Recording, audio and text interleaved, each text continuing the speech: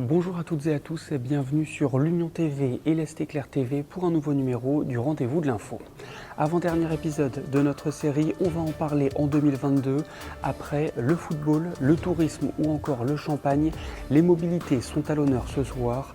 Aurélie Bossard et Thomas Delobel, journalistes l'Union et l'Ardennais à Reims et Charleville-Mézières, évoqueront les grands projets à venir dans leurs villes respectives. Si vous n'avez rien prévu le 31 au soir et que vous habitez à Troyes, la rédaction de l'Est Éclair vous fera quelques propositions. Mais tout de suite, voici un résumé complet de l'actualité.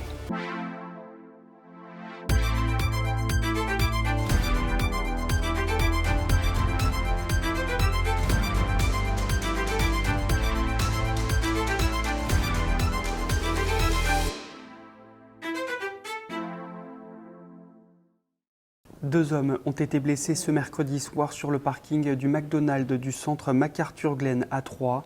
L'un aurait été touché par une arme blanche alors que le second aurait été atteint par des coups de feu. Des traces de sang étaient visibles sur place. Le périmètre a rapidement été bouclé par les forces de l'ordre. Le conducteur du véhicule qui a renversé deux piétons mercredi soir à Charleville-Mézières a été placé en garde à vue. Une enquête pour homicide involontaire a été ouverte. Pour rappel, une piétonne a été tuée. Son mari, qui traversait à ses côtés, est toujours entre la vie et la mort. Vous l'avez probablement constaté, il fait très doux depuis quelques jours. Les températures ont largement dépassé les normales de saison en cette dernière semaine de 2021 dans nos différents départements. Exemple dans l'Aisne à Saint-Quentin où le thermomètre a affiché plus de 14 degrés, nouveau record pour un 29 décembre. Et enfin, l'Estac et son entraîneur Laurent Batles ont décidé d'un commun accord ce jeudi de mettre un terme à leur collaboration. L'ancien joueur de Saint-Étienne était arrivé au club en juin 2019.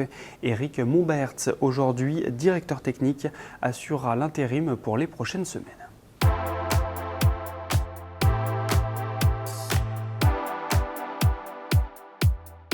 Notre série On va en parler en 2022 se poursuit. Le thème du jour, les mobilités et les transports du côté de Reims et de Charleville-Mézières. C'est un sujet qui intéresse toujours énormément les citoyens. On l'a vu lors des dernières élections municipales. On parle aujourd'hui mobilité avec Aurélie Bossard, journaliste l'Union à Reims. Bonjour Aurélie. Bonjour. Et nous sommes également avec Thomas Delobel, journaliste l'Ardennais à Charleville-Mézières. Bonjour Thomas. Bonjour. Merci à tous les deux d'avoir accepté cette invitation. C'est pour qu'on puisse débattre, échanger tous les trois. Aurélie, je te laisse prendre la parole en première. Qu'est-ce qui a été fait du côté de la municipalité de Reims ces derniers mois? Je pense notamment aux zones à faible émission. Est-ce que tu pourrais nous en dire quelques mots?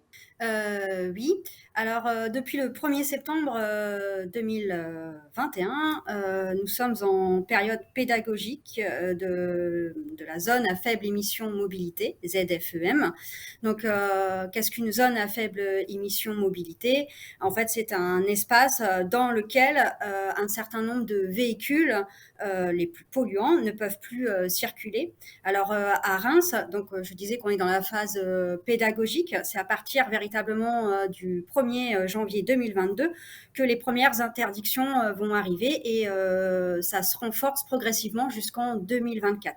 Donc concrètement, dans ce qu'on appelle le centre-ville élargi, mais aussi sur tout ce qui est la traversée urbaine de Reims, l'A344, appelée encore voie Jean Tétinger, un certain nombre de véhicules, véhicules légers comme camions, vont bientôt plus pouvoir circuler. Et donc pour être tout à fait clair, à partir de 1er janvier 2022, ce sont les véhicules non classés, ceux immatriculés avant le 31 décembre 1996, et ceux en critère 5, les diesels immatriculés entre 97 et 2000, qui pourront donc plus circuler dans le centre-ville de Reims, ni sur la voie Jean Tétinger. Thomas, de ton côté, tu vas nous parler d'un plan mobilité qui a été voté par la ville de Charleville-Mézières. Mais avant ça, est-ce que ce dont vient de parler Aurélie, c'est quelque chose qui existe à Charleville? Non, à Charleville, la préoccupation de la municipalité cette année a vraiment été de travailler à fluidifier, à sécuriser et à embellir finalement les entrées de ville. Les questions de pollution ne sont pas encore prises en compte à Charleville. Alors tu l'as dit Antonin, hein, il y a un plan de ce qu'on aurait appelé un plan de circulation, on aurait dit ça il y a quelques années encore, qui a été voté il y a quelques jours, là c'était en conseil municipal, qui a été voté et qui va donc vraiment transfigurer la ville, en tout cas s'il va à son terme dans les décennies à venir, et je parle bien de décennies, parce que les travaux vont être colossaux, hein. On parle d'un schéma des mobilités. Et pourquoi des mobilités? Parce qu'en fait, ce plan de circulation, finalement, intègre complètement la circulation également des vélos, la circulation des trottinettes et de tous les autres moyens de circulation dites douces qui pourraient être inventés dans les années à venir, mais aussi des piétons et bien sûr des personnes à mobilité réduite. Tu parlais justement des mobilités douces. Aurélie, c'est ça la volonté aussi à Reims de la municipalité, encourager, favoriser des modes de transport moins polluants? Oui, tout à fait. Donc, il y a des aides qui sont apportées pour l'achat de vélos. Ça a commencé donc l'année dernière, mais sur la deuxième partie d'année, sur 6 mois environ. Et c'est quelque chose qui est reconduit donc en 2022 et c'est quelque chose qui marche puisqu'il y a eu 700 demandes qui ont été faites et 700 achats qui ont été en partie financés par la ville. Thomas, tu nous parlais de ce schéma des mobilités. Concrètement, qu'est-ce que ça va changer pour les habitants de Charleville et des alentours dans les années à venir? Ça va changer beaucoup de choses puisque le but, c'est évidemment de favoriser la circulation, de la fluidifier.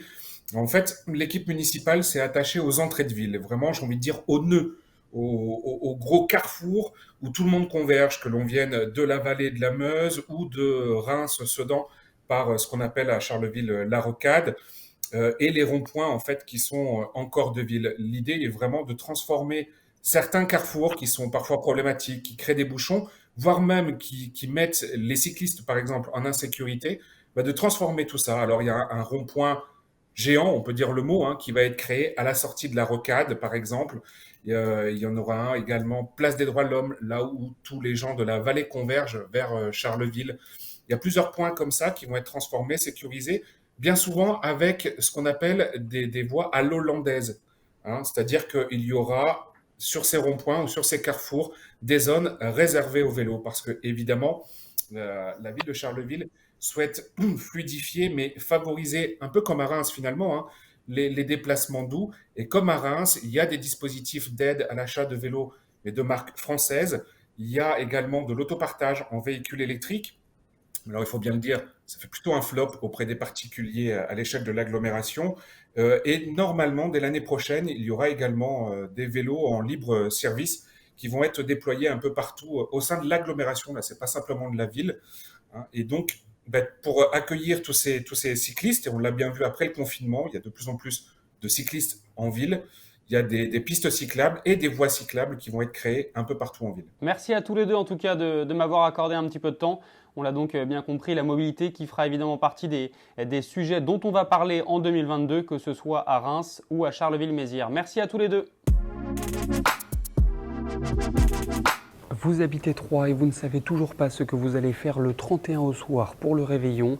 La rédaction de l'Est Éclair vous propose différentes options. Regardez.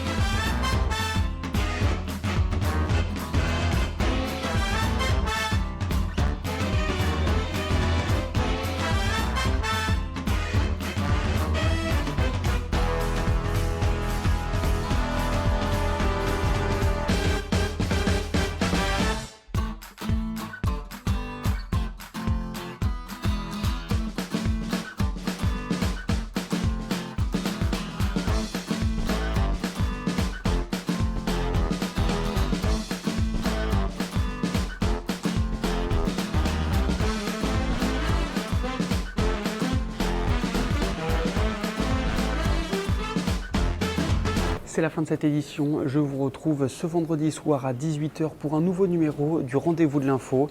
Et d'ici là, l'actualité se poursuit sur le site de l'Union et celui de l'Est Éclair.